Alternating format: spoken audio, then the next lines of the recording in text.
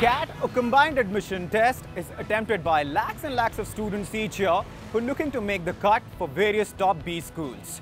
But only a few hundred succeed. So what do those who succeed do differently? Let's find out. Students from all kinds of backgrounds attempt and crack CAT each year. What tops the news list is the fact that how many working professionals crack the exam in comparison to freshers.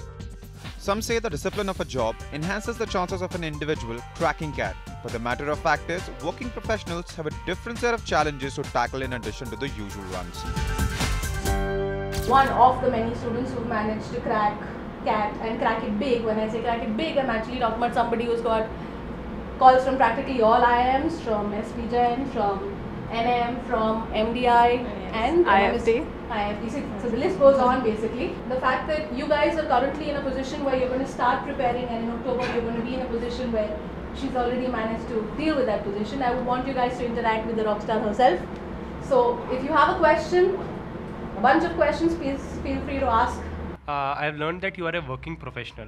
So am I. So my question is that from coming back to home from office, so how difficult is it to manage? As in, do you give some specific schedule, that many hours of study on weekdays, or is it more prominent on weekends, or how does it go with your job? Well, weekends are a blessing for sure.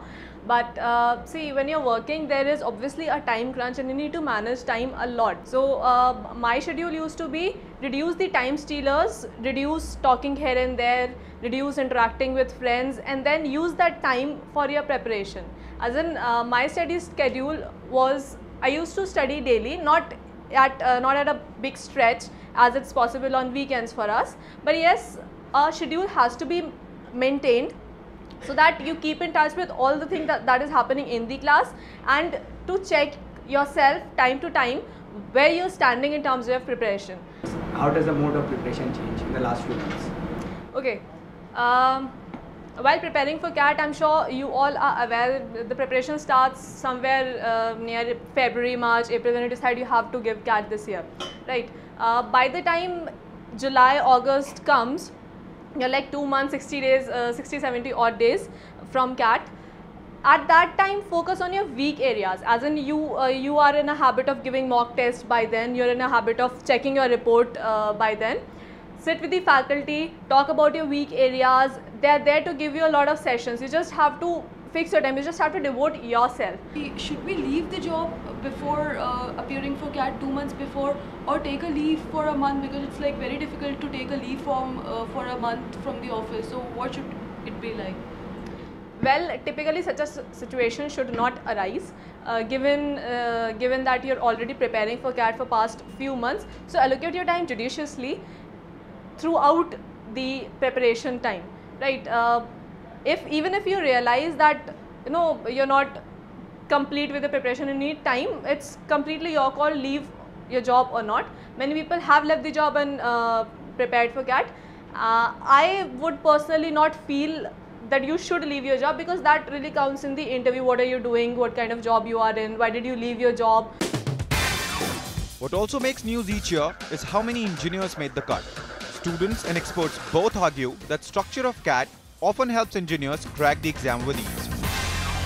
I have been in organizational activities since my college itself, and I enjoyed it a lot. And I realized my interest lies in the holistic approach of everything, and not just a specifically mastered approach towards anything. As an engineer, the kind of profile I'm working at is typically technical profile, but apart from that, I also get to know the different kind of areas that the business is dealing with, which is equally important once you rise the ladder. Right? You cannot stay technical all your life. Vidushi, an engineer by background, worked with Mott MacDonald while preparing for CAT. The fact that she was always a hard-working student only helped her in her endeavour. CAT में ये अपना जब job कर रही थी, job के साथ साथ इसने तैयारी की है, तो पहले से ही डिटरमिनेट थी कि मुझे कोचिंग करनी है और कोचिंग के साथ साथ मैं घर में अपना पढ़ाई कर लूँगी। मैंने कहा कि भाई इससे तो मुझे तो जहाँ तक मालूम है कि CAT की तैयारी के लिए तो लोग सब कुछ छोड़ देते हैं और पूरा इसी पे ध्यान लगाते हैं। बोली नहीं, मैं अपने जॉब के साथ साथ इसको कर लूँगी। तो बड़ा इजी वे में इसने जब पढ़ने बैठती थी तो फिर सब कुछ भूल जाती थी और उसके बाद जब सोती थी तो फिर खूब सोती थी। Help in the form of coaching, Vidushi says, help us especially in the verbal section of the exam as that was her weak area. Well, a simple strategy was follow your teachers religiously. What all they used to teach in class is to come back and revise that, and is to get strong in the fundas in the first few months when I decided to give CAT.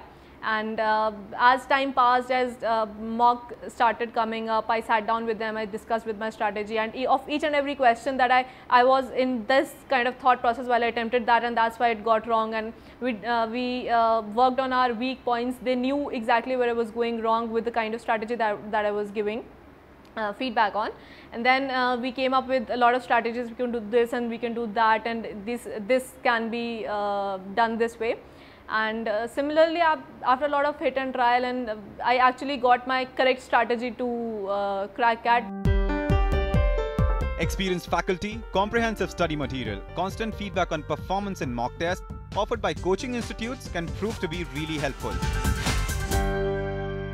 The comprehensive study material that we provide them in the classroom coaching, right, and the way the faculties who have experience of teaching more than thousands of students for last 6 to 7 years, right? So they have been a regular CAT examination givers, and they have always scored more than 99 percentile in their own domain. So this is how we take care of the faculty, and the quality too, and the quality of the faculties becomes really very important inside the classroom.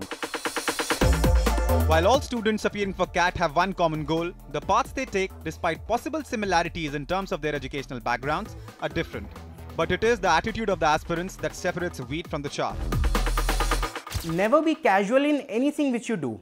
If your mom asks you to tidy your room, or your boss asks you to make a presentation in front of the clients, take both things as seriously as you can. Because the intensity which you put in and the results which you get out are proportional. Pinaki, a hard-working student throughout school and IIT Kanpur, followed a very strict regimen to reach IIM Ahmedabad in his second attempt. There is no one-size-fits-all sort of a thing here. It varies from individual to individual. But there are certain key things which I learned through my experience and my mistakes. One of them is that more than the number of hours which you spend in preparing both for CAT and for the interviews, it is the number of effective hours that you put in. And to make them effective, you need to keep track continuously of what you are putting in. In my particular case, I used a mobile application to track my time. I used to punch in the moment I was sincerely studying, and punch out even when my mind wandered for a minute. Many around him raised eyebrows when he did not go for other IIMs last year, despite having converted the calls. He was determined to make it to IIM Ahmedabad. Once he was determined to give himself another chance for IIM Ahmedabad, then we were with him, and he spent another year working very hard for CAT and then for interview. Then luckily succeeded. One question that CAT students with engineering backgrounds are often asked is that why management after engineering? And Pinaki believes that instead of wasting country's resources, in fact, an engineer from a premier institute only becomes better equipped to serve the nation after a degree in management. I think the broad expectation the society has from an IIT or an IIM graduate is that these are people who have all the brains and skills to take up challenges of national importance and then work hard towards solving them. And this is my personal opinion that if an education in management and business, if done sincerely, can actually complement the technology knowledge and not nullify it. To generalize that a certain section of students have an advantage over others is perhaps not fair. But one thing which can give anybody a clear head start is the clear knowledge of one's goal and the sustained and determined effort towards it. Join us for a lot more on the other side of the break.